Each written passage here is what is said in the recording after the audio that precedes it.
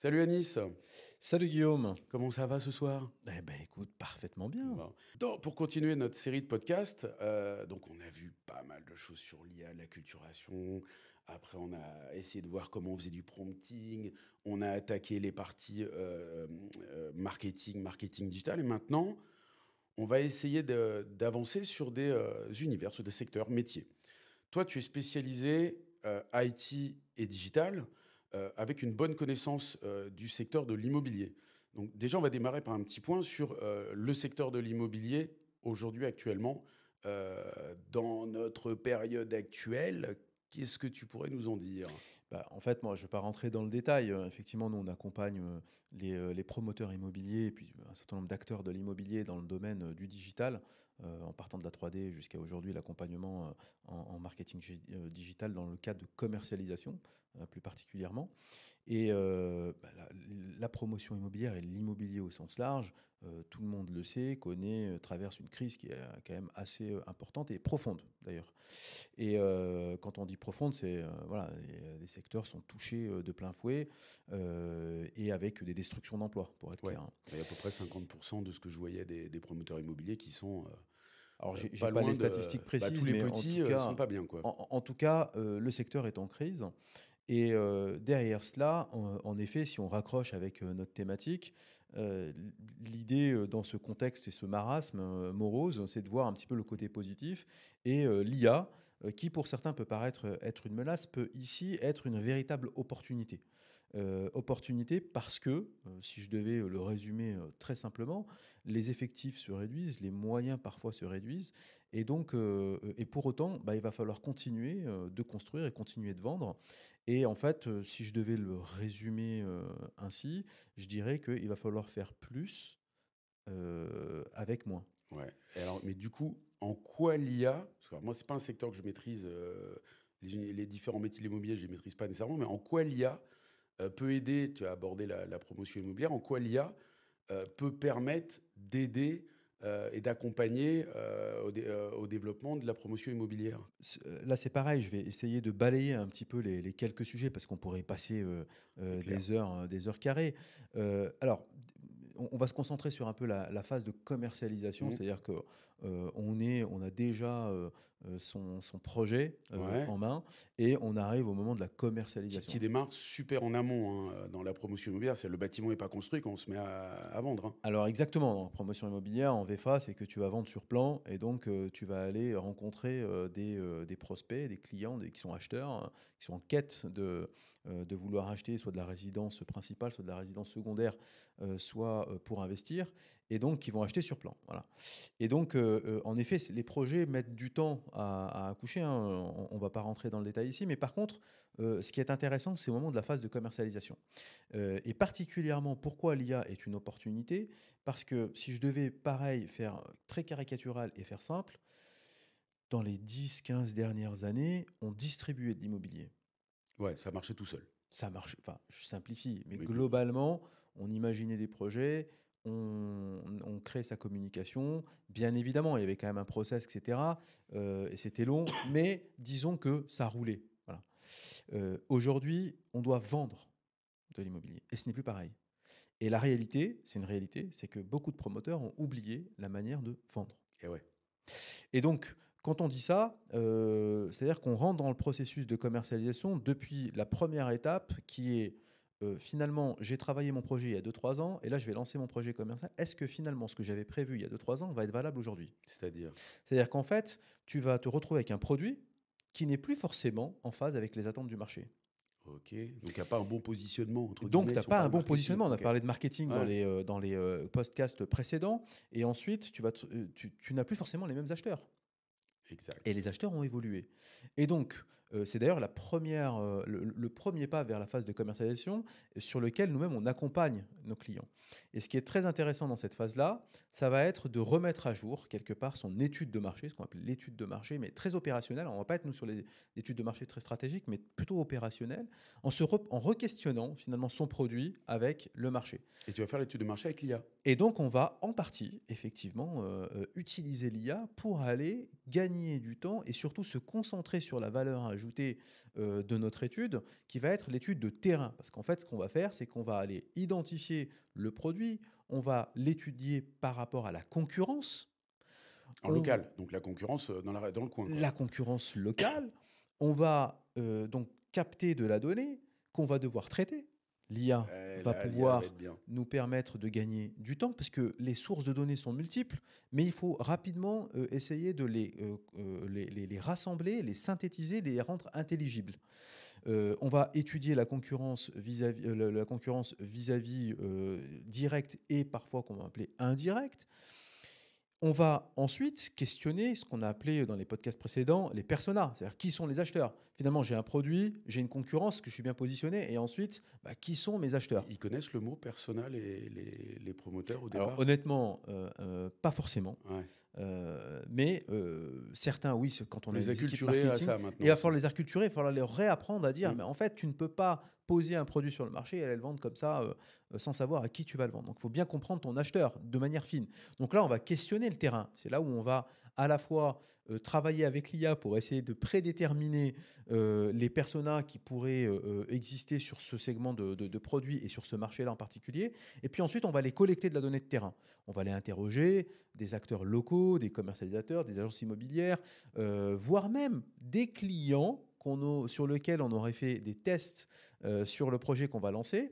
Et toutes ces données, on va essayer de les renseigner pour ensuite déterminer des cibles d'acheteurs et pour faire correspondre un produit avec ces cibles Donc d'acheteurs. en gros, tu fais le socle marketing de positionnement persona du projet. Mais très opérationnel, très concret et D'accord. venant du terrain. Et ensuite, on va décliner les opérations, le dispositif marketing pour aller vendre le projet. Et c'est là où on a des basiques, des fondamentaux qu'on connaît, qu'on va pouvoir déployer. Mais là où l'IA est géniale, c'est qu'on va intégrer ces différentes données et on va aller lui demander de nous donner des idées et une stratégie de dispositif marketing opérationnel. Donc ça, c'est la première étape sur laquelle on va pouvoir Donc faire appel à l'IA l'IA. va te définir tout ton dispositif. Parce qu'en plus, sur une période, c'est un peu la différence avec les entreprises classiques, c'est que c'est sur une période qui peut être quand même assez longue. Absolument. Donc, va falloir vraiment Alors, sur le planifier. lancement commercial, on va se concentrer sur des phases qu'on va appeler de teasing, le lancement commercial en tant que tel, et puis l'entretien de cette phase-là. Mais ce qui est très intéressant, c'est qu'on va vraiment pouvoir travailler avec l'IA pour essayer de d'abord poser son socle de départ, mais aussi imaginer des idées auxquelles on n'aurait pas forcément pensé, en tenant compte du contexte local. Typiquement, on parlait de perplexity. Mm. Là, typiquement, en ayant la connaissance du local, on va pouvoir aller l'interroger pour faire émerger un certain nombre d'idées auxquelles on n'a pas forcément pensé, qui vont venir nourrir le socle de base. Donc ça, c'est le premier sujet sur lequel on peut intervenir et faire grandir l'IA. Donc maintenant que j'ai mon socle, que j'ai retravaillé, j'ai mon dispositif, alors là, on va pouvoir utiliser l'IA sur toutes les étapes de la commercialisation. Alors, qu'est-ce qu'on fait Tu as quand on quoi fait comme étape, du coup? Alors, les différentes étapes de commercialisation, la première chose en général quand on démarre, c'est, alors nous on les accompagne sur deux volets. D'abord le volet 3D qui est l'imagerie, on en a parlé un petit peu tout à l'heure.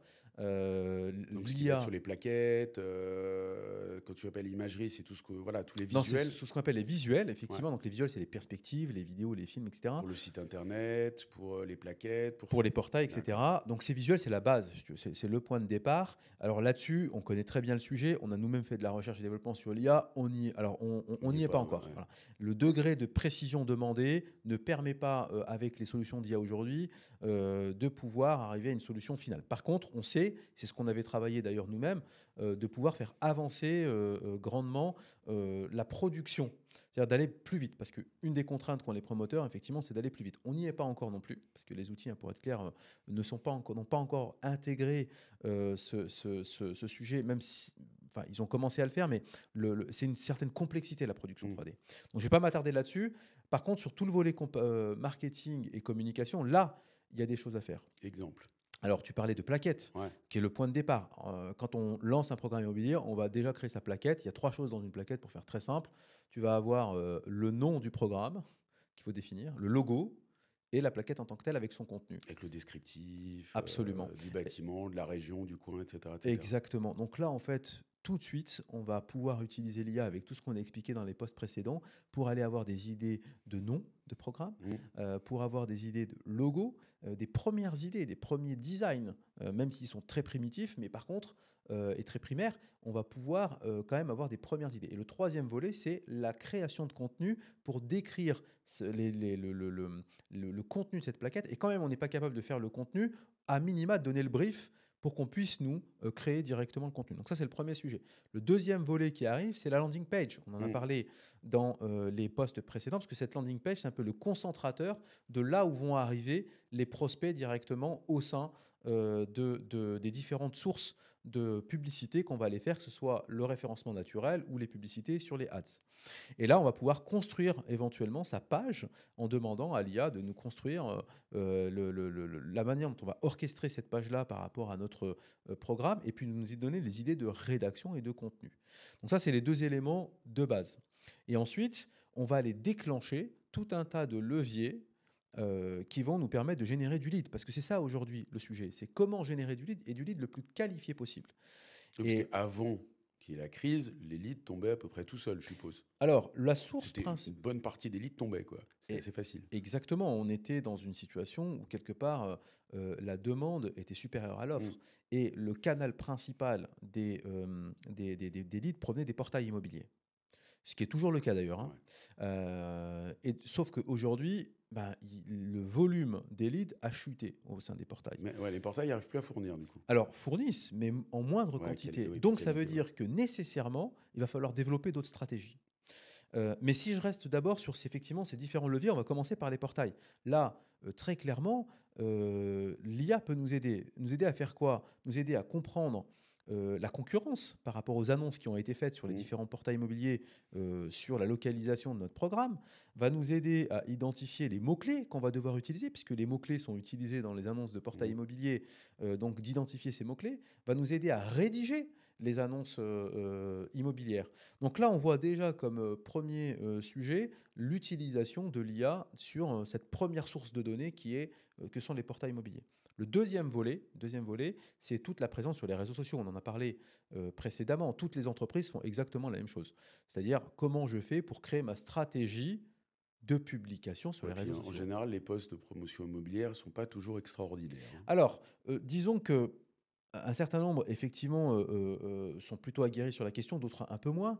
Mais ce qui est génial aujourd'hui avec l'IA, c'est qu'auparavant, il fallait faire appel parfois à une agence sur l'ensemble de sa stratégie de poste, alors que là, on peut peut-être mixer. C'est-à-dire, on sait que les budgets sont un petit peu en réduction, et on peut mixer le travail qui peut être fourni à une agence et le travail que je pourrais faire en interne. On sait que dans les réseaux sociaux, il faut multiplier le nombre de publications pour être visible, il faut raconter son histoire. C'est ça l'avantage des réseaux sociaux, c'est qu'on raconte l'histoire du programme. Et nombre de promoteurs qu'on accompagne, en fait, derrière le bâtiment qu'on voit, en fait, il y a toute une histoire. Mmh. Et cette histoire, il faut la Le raconter. storytelling. Et tout le storytelling, Ouais. en fait, on peut le faire directement sur les réseaux sociaux. Et là, ce qui est très intéressant avec l'IA, c'est qu'on va pouvoir créer la planification, trouver les idées, créer les contenus, et publier ces différents posts sur les différentes plateformes en les adaptant aux différents formats. Donc là, on a aussi une source de productivité et même de créativité et Mmh. d'efficacité par rapport à l'IA. Le troisième levier, c'est les ads. On en a parlé également précédemment. Comment on fait pour adapter les ads et optimiser les différents moments, que ce soit du teasing, que ce soit sur des journées spéciales, que ce soit sur pour susciter l'intérêt, pour déployer aussi, selon le type de produit qu'on va vendre, au persona. Un persona qui va être plutôt sur de l'achat en résidence principale ou sur de l'investisseur, on ne va pas faire le même ads.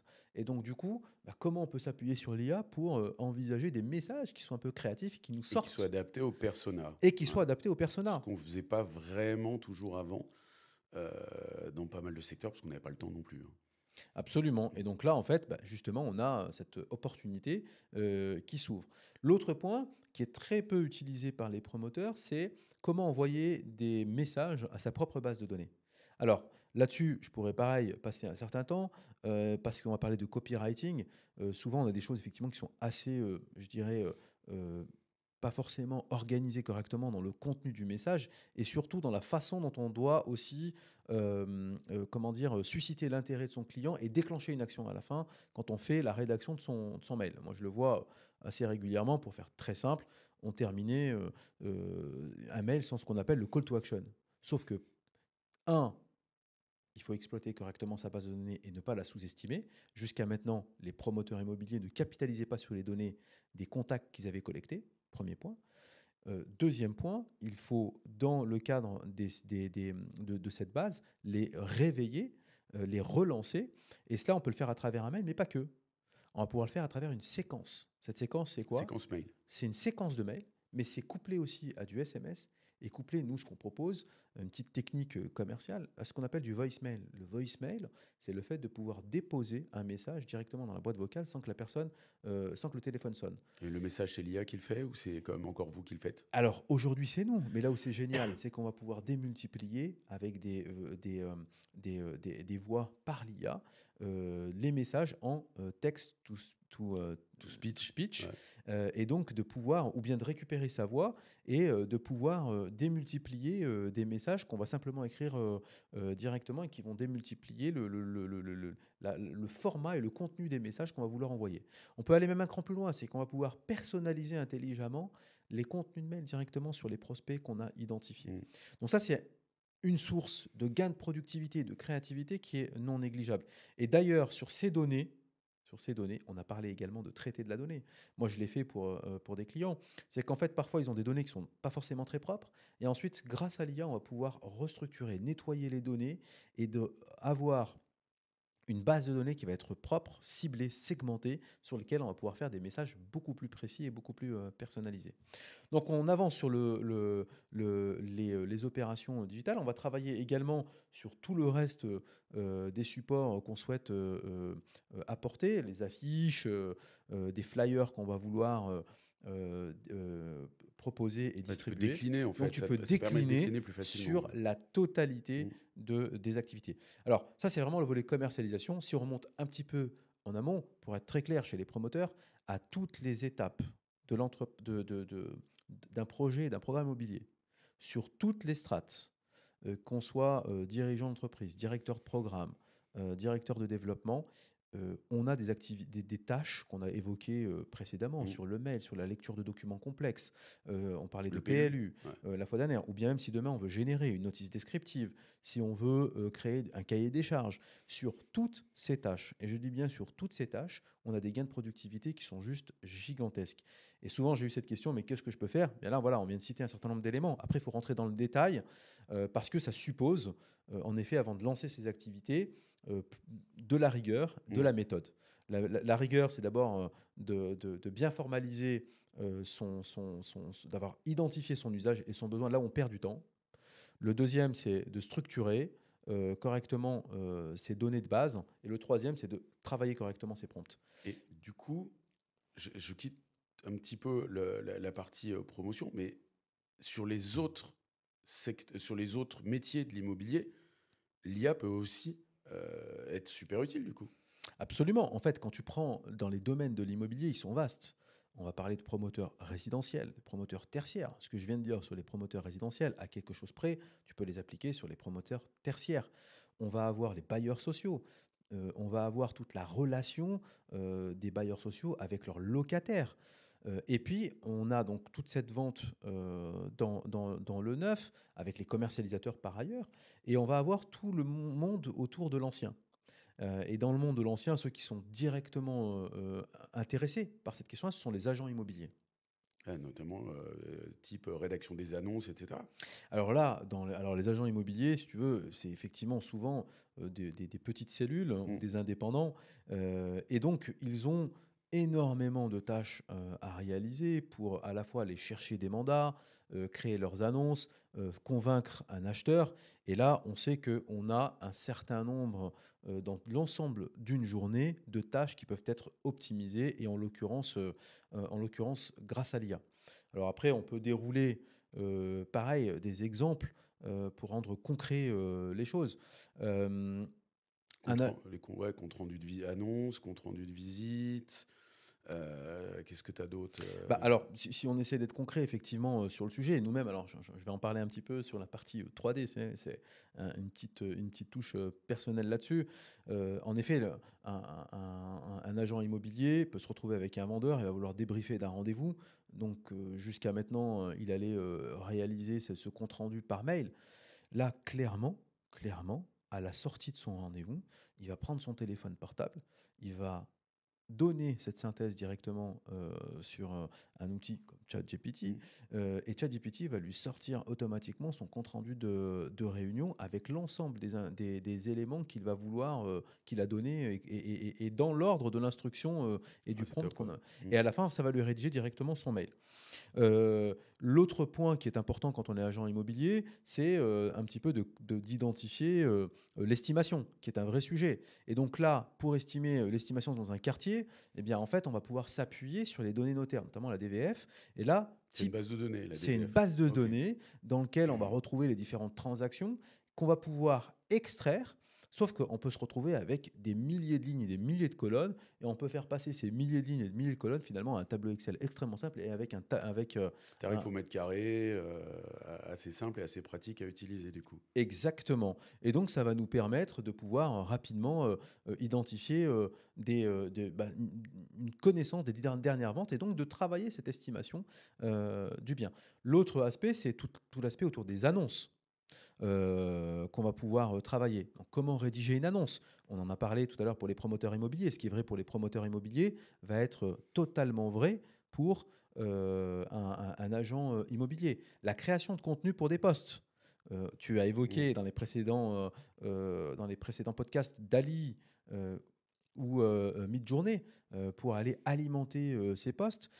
L'autre sujet qui est très important dans ces annonces-là, c'est les visuels, les photos. Donc là, il y a des photos de photographes, tout le monde est équipé. Et par contre, là, l'IA, elle n'est pas top, elle n'est pas parfaite. Les IA génératives sont pas parfaites pour directement, ils peuvent pas refaire leurs photos directement sur Dali ou sur des trucs comme ça. Non, aujourd'hui, on n'y est pas, pour être clair. Par contre, là où on est, alors déjà, il y a des très bons outils qui existent, qui vont aller capter directement les données sur les différents sites. Donc, les professionnels agents immobiliers sont équipés de ces sujets-là. Par contre, après, ce qu'on utilise de plus en plus, et d'ailleurs, on a développé une solution sur le sujet, c'est le home staging. Mm. Donc, nous, on a développé une solution qui s'appelle Stylé. C'est comment? STYLAI? LAI, exactement. Donc, je vous invite à aller voir directement cette application. Donc, Et là, qui on fait quoi du sort, coup? alors on sort la solution bêta. En fait, on va partir d'une photo existante Ok. et on va vouloir générer une décoration. Pourquoi? Parce que la plupart des clients qui vont venir acheter, et c'est exactement pareil chez les promoteurs immobiliers, n'arrivent pas à se projeter. Le commun des mortels n'arrive pas Mm. à se projeter.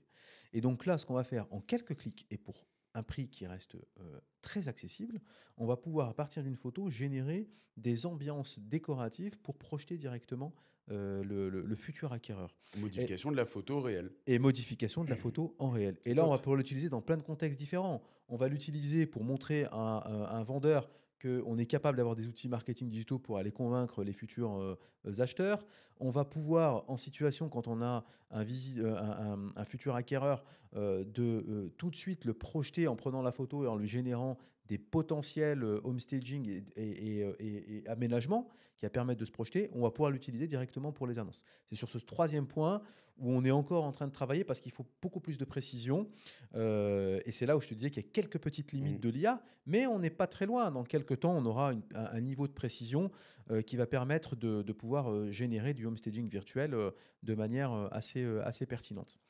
Donc on va l'utiliser effectivement sur ces sujets-là. On a parlé dans d'autres podcasts également de formation, de coaching. Ouais. Parfois, on va se retrouver à avoir une discussion, une négociation un peu compliquée. Et donc, On va utiliser l'IA pour les freins, lever les freins. C'est ça? absolument, Ouais. comment travailler les objections? Ouais. Parfois, je vais me retrouver dans une situation, c'est pas toujours évident de tout seul se retrouver face à des objections et de se dire, mais attends, comment est-ce que je pourrais traiter ces objections? Et bien là, en fait, en te retrouvant face directement à l'IA, bah, tu vas lui donner un rôle. et toi-même, tu vas jouer ton propre rôle, Mmh. tu vas poser les objections, tu vas lui dire qu'il va jouer ses objections avec plus ou moins de complexité, et tu vas pouvoir t'entraîner directement avec lui pour travailler tes différentes... On peut créer une instruction personnalisée d'agents immobiliers. Et c'est lui qui va effectivement répondre aux objections. Ça peut être sympa, Absolument, ça. Ouais, ouais. absolument. Donc, tu vas pouvoir utiliser l'IA également quand tu vas arriver sur un secteur que quelques temps avant de démarrer ton rendez-vous, si tu veux compléter tes informations sur une connaissance de secteur. C'est là où Perplexity, Mm. carrément, qui couple à la fois une IA avec un moteur de recherche, va te donner des informations directement sur un secteur d'activité, sur un secteur, pardon, donné, et sur lequel tu vas pouvoir aller capter de l'information sur les derniers événements qui se sont produits dans ce secteur-là. Et en fait, la force de solutions comme Perplexity, c'est qu'il va te rassembler en quelques secondes, directement des informations sur un secteur. Eh ben, c'est impressionnant tout ce qu'on va pouvoir faire dans l'immobilier grâce à l'IA. Est-ce que tu as d'autres éléments que tu voulais mettre en avant? Non, après, on peut continuer à l'infini. Enfin, tu Mm. l'as compris, en fait, hein. Ce qui est vrai chez les promoteurs immobiliers, c'est les agents immobiliers, je pense, qui ont vraiment des gains quand même assez substantiels à dégager, des opportunités à dégager de ces solutions. On peut l'appliquer à d'autres secteurs du domaine de l'immobilier, sur la gestion des syndics, sur la partie investissement. Voilà. Donc, on peut vraiment aujourd'hui utiliser cet outil-là comme un outil de productivité, voilà, qui permet de s'alléger du temps, de créativité, parce que ça va nous donner des idées sur un certain nombre de sujets auxquels parfois on peut être un petit peu bloqué, et même, je dirais, d'efficacité et d'efficience, c'est-à-dire comment on peut aussi parfois seul produire beaucoup plus et beaucoup plus vite. Par rapport à ces deux populations, Mm. alors sur les promoteurs immobiliers, on a construit une formation dédiée justement d'abord à l'acculturation, comment fonctionne l'IA génératif. On reprend ces éléments-là mais sur des groupes beaucoup plus restreints, Mm. donc soit en distanciel, soit en présentiel. Ça me semble important quand même de le souligner. Et on peut vraiment accompagner aussi sur les cas d'usage, parce que c'est ça en fait, hein, je reviens toujours à cette question. Ouais, En fait, ok, c'est super, c'est génial, mais comment je fais pour l'utiliser? Eh très bien, on est concrètement, là ouais. pour concrètement travailler avec vous sur ces cas d'usage et vous montrer comment vous allez pouvoir les mettre en œuvre. Et le deuxième aspect, c'est pour les agents immobiliers. Donc là, on va sortir une formation e-learning couplée à Mm. Stylé aussi, hein, qui va permettre justement aux agents immobiliers qui n'ont pas encore pris le train en marche, ou qui veulent aussi, Ouais, qui sont qui pas sont forcément intéressés quand même, ouais. qui sont très, voilà, qui Mm. sont intéressés, mais aussi l'IA évolue tout le temps. Donc nous, on a créé cette formation e-learning pour leur donner du contenu, leur expliquer de manière pragmatique, hein, comment devenir et utiliser ces outils au quotidien, avec notre solution Stylé aussi, qui va pouvoir venir, hein, voilà, clairement répondre à leurs demandes sur notre plateforme d'e-learning. On va apporter ces réponses-là, et surtout on va les mettre à jour, parce que la réalité, c'est que l'IA va très très vite. Mm. Ok. Oui, bon. Super, eh ben, écoute, Merci merci. beaucoup. Ouais. Au prochain webinaire, au prochain podcast, on se retrouve. Merci Anis, à plus, ciao. Merci Guillaume, salut.